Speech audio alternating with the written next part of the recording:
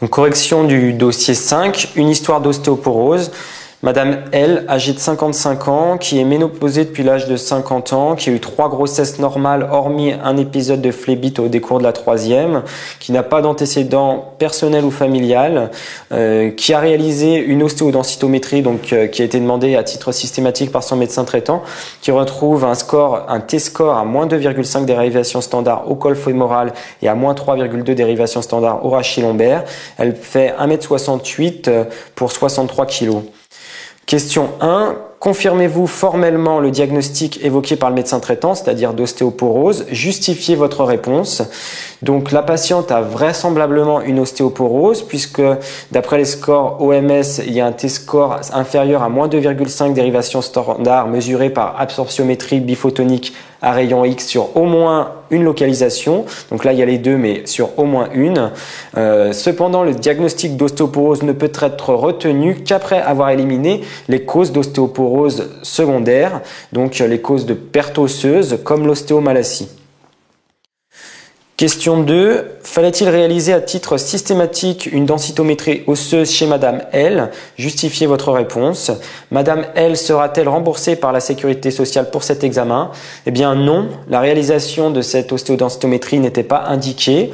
La densitométrie minérale osseuse n'est pas le seul déterminant du risque fracturaire et on ne traite pas une ostéoporose, mais on traite le risque fracturaire, dont l'ostéoporose est un facteur de risque. Donc sa mesure n'était donc pas utile parce qu'elle ne présentait pas de facteur de risque d'ostéoporose et donc Madame L ne sera pas remboursée par la Sécurité sociale. Question 3. Quels sont les facteurs de risque d'ostéoporose présents dans cette observation? Lesquels devez-vous rechercher chez toute patiente ostéoporotique? Donc on en note 2 qui sont l'âge et la ménopause. Donc l'âge supérieur à 50 ans et la ménopause chez cette patiente, d'autant plus qu'elle a eu 3 grossesses, donc elle a eu une période d'activité génitale où il y a eu une réduction de l'imprégnation œstrogénique. Donc on va rechercher devant toute ostéoporose les facteurs accélérant la perte osseuse qui sont les intoxications alcooliques et tabagiques, les carences en œstrogènes, donc la ménopause précoce et la castration chimique. On va rechercher aussi la sédentarité ou une immobilisation prolongée et des traitements médicamenteux donc qui sont les corticoïdes bien sûr au long cours supérieurs à 7,5 mg par jour et les anticonvulsivants. Le deuxième élément qu'on va rechercher ce sont les facteurs diminuant le pic de la masse osseuse. Donc il y a un facteur génétique, donc on va rechercher des antécédents familiaux. On va rechercher une dénutrition ou un petit poids, c'est-à-dire un BMI inférieur à 19 et on va rechercher des apports calciques et en vitamine D insuffisant pendant l'adolescence. Question 4. Quel bilan complémentaire proposez-vous à Madame L? Donc devant toute ostéoporose, on recherche une cause d'ostéoporose secondaire. Donc on va faire NFS, VSCRP, EPP à la recherche donc d'une hémopathie ou d'un myélome, recherche d'un syndrome inflammatoire biologique. On va faire un bilan phosphocalcique comprenant calcémie, phosphorémie, calciurie, phosphaturie. On fera une créatinurie des 24 heures. On mesurera le taux de résorption du phosphore. On pourra faire un dosage des marqueurs de remodelage osseux qui sont les CTX sanguins et urinaires et les phosphatases alcalines. On fera un dosage de la parathormone ou PTH pour rechercher une hyperparathyroïdie et on fera un dosage de la 25-hydroxyvitamine D pour rechercher une carence en vitamine D qui entraîne un trouble de l'hydroxylation. On fera également une évaluation de la fonction rénale, donc urée-créatinine, pour orienter vers une ostéodystrophie rénale. En seconde attention, on fera un dosage de la TSH en la recherche d'une dysthyroïdie et une cortisolurie des 24 heures pour rechercher un hypercorticisme. Question 5. L'ensemble des examens complémentaires réalisés est normal. Quel traitement proposez-vous? Donc, en premier lieu, il faut que vous accentuez votre réponse là-dessus. Ce sont des mesures hygiéno-diététiques. Donc, une éducation et une information de la patiente, une activité physique régulière, une exposition solaire suffisante, une alimentation riche en calcium avec un apport qui doit être entre 1 et 1,5 g par jour, et en vitamine D. Donc ça va être l'apport par délaitage et par de l'eau qui est fortement minérale. Éviter la consommation d'alcool et le tabac, qu'ils soient actifs ou passifs, et la prévention des chutes. On proposera une supplémentation vitamino-calcique le cas échéant, et des traitements spécifiques de l'ostéoporose si ces mesures, donc ces règles hygiéno-diététiques ne suffisent pas. On proposera des biphosphonates, donc soit Péros, soit IV. Ils devront être donnés après avoir réparé en fait les carences qui étaient présentées par la patiente.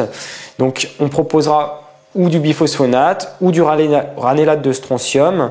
Alors là, important de noter, c'était un élément du dossier qu'il fallait noter, qu'il y a un antécédent de phlébite, donc il y a une contre-indication formelle au SERM du fait de cet antécédent de phlébite, donc de maladie thromboembolique. Bien sûr, on fera une surveillance de l'efficacité et de la tolérance du traitement. Quelles sont les contre-indications des biphosphonates ? Alors, les contre-indications des biphosphonates, c'est l'hypocalcémie et l'insuffisance rénale sévère. Et les contre-indications du ranélate de strontium, c'est juste l'insuffisance rénale sévère. Question 6. 5 ans plus tard, la patiente vous consulte pour des douleurs rachidiennes intenses, évoluant depuis 3 semaines, non calmées par le Doliprane. Elle vous apporte les radios prescrites par son médecin traitement. Commentez le cliché joint. Quel diagnostic évoquez-vous? Pour répondre à cette question, donc on va regarder cette iconographie qui apparaît, donc derrière moi là. Donc c'est des clichés du rachis lombaire face et profil. Donc je vous conseille de réutiliser le moyen mémotechnique que je vous ai donné à la dernière conférence, donc axiome, donc déjà l'axe. Donc vous constatez qu'il y a une déformation, une attitude en syphose. Donc là, il y a une perte si vous regardez de l'harmonie de la radiographie, puisqu'il y a une bascule antérieure. On constate également qu'il y a une hypertransparence de la trame osseuse. Vous avez l'impression un petit peu que les vertèbres sont peignées, qu'elles sont très transparentes, et au contraire qu'on voit très bien la trame, la corticale. Donc c'est ce qui s'appelle le liseré d'œil. Donc on retrouve également un tassement vertébral, donc des plateaux supérieurs au niveau de la vertèbre L4 et L1, donc L4 à ce niveau-là et L1 à ce niveau-là. Donc il n'y a pas de recul du mur postérieur, très important à noter.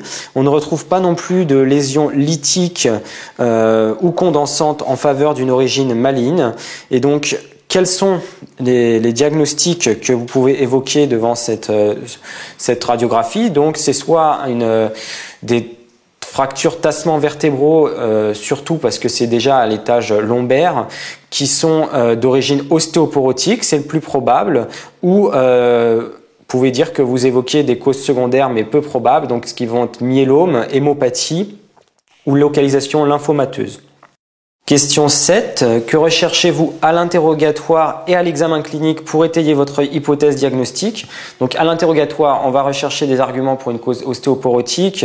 Donc ça va être un contexte traumatique, même s'il a été minime. Et on va rechercher des arguments pour plutôt une cause secondaire néoplasique. Donc une altération de l'état général, une perte de poids, un amaigrissement, une altération de l'état général global. On va rechercher si l'horaire des douleurs est plutôt mécanique ou inflammatoire et voir si la patiente a bien pris son traitement anti-ostéoporotique qu'on lui avait prescrit auparavant. À l'examen clinique, on va rechercher des signes en faveur d'une néoplasie, donc qui passent par la palpation des aires ganglionnaires à la recherche d'adénopathie. On va rechercher une organomégalie qui sont retrouvées dans les lymphomes ou les hémopathies. On va faire des touchés pelviens, donc tout ça c'est à visée de recherche d'un cancer primitif. On va rechercher des signes de gravité, donc notamment neurologiques, donc déficit moteur, sensitif, atteinte compressive radiculaire ou médulaire, donc ce qu'il ne devrait pas y avoir là parce qu'il n'y a pas d'atteinte du mur postérieur, pas de recul, donc il n'y a pas de raison qu'il y ait des conflits avec les racines. On va également, sur le plan clinique, évaluer le poids et la taille de la patiente pour le suivi de l'ostéoporose, et notamment des arguments en faveur de cette ostéoporose serait que la patiente ait perdu en taille, perdu quelques centimètres. On va passer à la question 8. Quel traitement symptomatique proposez-vous?